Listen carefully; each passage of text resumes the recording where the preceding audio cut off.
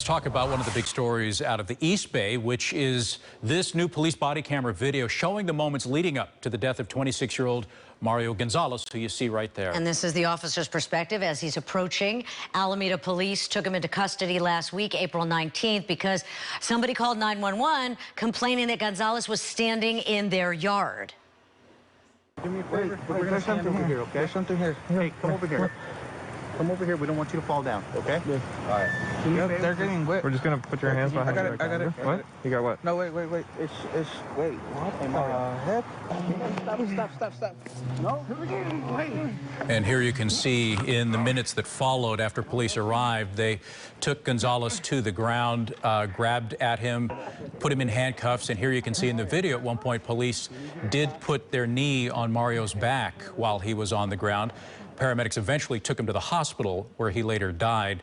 Police, all they would say is that he died of a medical emergency, but haven't been more clear than that. We know that there is a couple of criminal investigations underway right now, one being conducted by the Alameda County Sheriff's Office and the other being conducted by the Alameda County District Attorney's Office. Now, his family says that, it seems to be an overreaction, right, and that they caused his death, and they're even likening it to the George Floyd murder, saying, when there's a knee involved, right, everything's going to be looked at. Let's talk to retired judge of the California Supreme Court, Judge LaDoris Cordell, and that is because you're a former independent police auditor for the city of San Jose, so you know how these investigations go and what they look at. What are they looking at right now?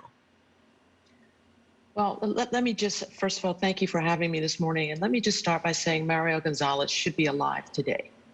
What happened to him, as portrayed in the body camera footage, and I encourage people, although it's painful to look at it, to actually watch it. This is a textbook example of why law enforcement should not respond to individuals in the midst of mental health crises. Within seconds of the officers arriving at the scene, it was obvious that Mario was mentally ill. He was incoherent. He was not responding to the officers' inquiries. It's also very clear that Mario was not threatening anyone. He was calm. He was not aggressive. He gave them his first name. He was standing quietly in a small park. That's it. So what the officers did was make a decision to arrest Mario for suspicion of shoplifting alcohol. That's a misdemeanor for which officers had the option of issuing a citation or even issuing a warning.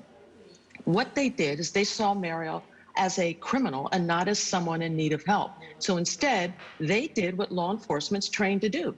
They escalated the situation with the use of force. First, by attempting to handcuff Mario, and when he refused to let them, by resisting, by pulling his left arm away, not by trying to hurt the officers, but by pulling away, the officers did what they're trained to do, escalated the use of force by performing a takedown of Mario.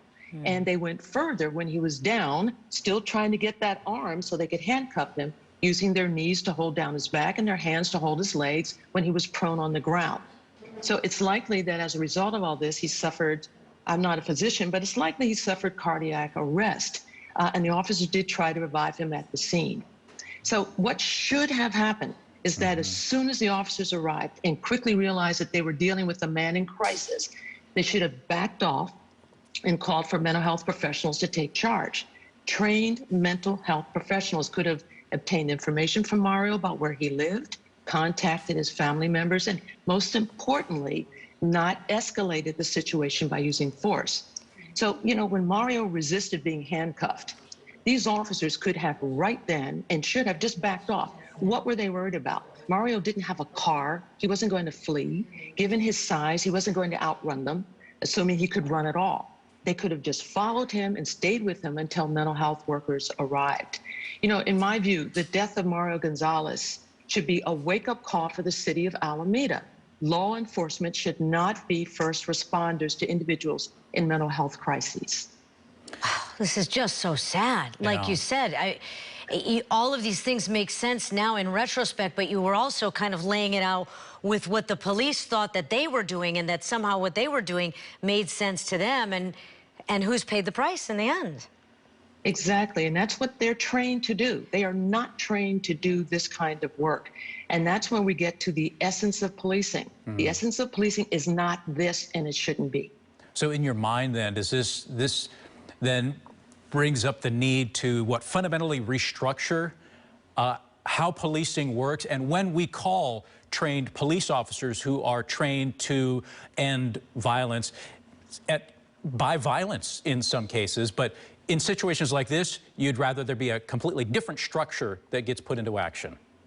Exactly. It's the very essence of policing. So if you're in a mental health crisis, the last thing you want to see is someone show up who's wearing a gun. And particularly if you're calm, if you're not someone who's being aggressive.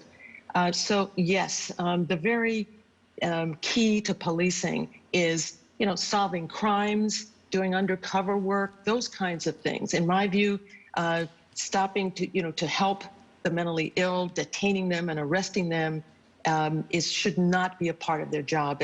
And now it's time for the city of Alameda to do something, to not just look away because I guarantee you there will be similar results if there's another situation like this. But let's go into the courtroom then, and whether it's criminal or just a police investigation, are the officers then guilty of something? Should they be fired? Should they be tried?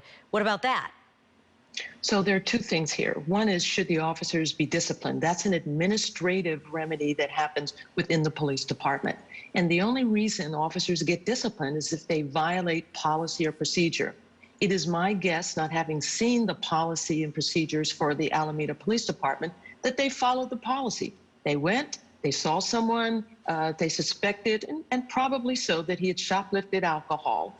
And then they said, okay, this is what we do. We arrest because we have probable cause to arrest. So will they likely be disciplined? I doubt it. I mean, they were very courteous to him. They didn't call him names, and Mario didn't call them names. In fact, Mario twice said thank you to them as he was yelling, and they were, proning him out on the ground. So likely no. So then the other is criminal. Would there be criminal charges? Did they violate the law? Did they commit a crime? And that gets to pretty much, again, what is their intent? Did they intend to go out there and kill him? No. I'm pretty sure everyone agreed that's not their intent. Their intent was to arrest him. And in doing so, they do what police do. That is, get him to submit and get him handcuffed.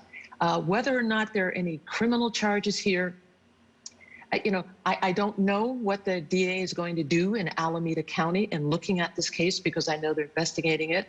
So they're going to look at everything. They're going to look at manslaughter. They're going to look at whether or not this was reckless behavior, or whether or not these officers did what a reasonable officer would do in the situation. I don't believe that they should have responded in this way at all, but was it a crime? That's up to the DA to decide.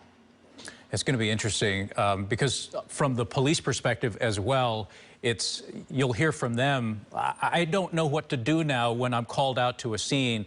And let's say in this case, they came, they approached, everything was calm at first, and in the end, they put, a suspect, quote unquote, to the ground to arrest them. And if that person dies, it's almost like they're second guessing everything now in the field. There's a lot of retraining that has to happen. Absolutely. And they shouldn't have to second guess when you immediately, as a layperson, you could see immediately that Mario Gonzalez was having a mental health crisis. That was obvious. So there needs to be a policy change that says, officers, hands off. You don't do that. Unless he is aggressive and posing a danger to people, you won't have to second guess yourselves, because you won't have to interact. You can be a backup. You can stand quietly and watch as mental health professionals help. So yes, there needs to be an absolute change so that officers are not put in this kind of a situation where someone ends up dying. Okay, thank you so much. I appreciate your perspective. And this is all what's going on now behind the scenes in this case. Judge Cordell, we appreciate your time. We'll be right back. Thank you.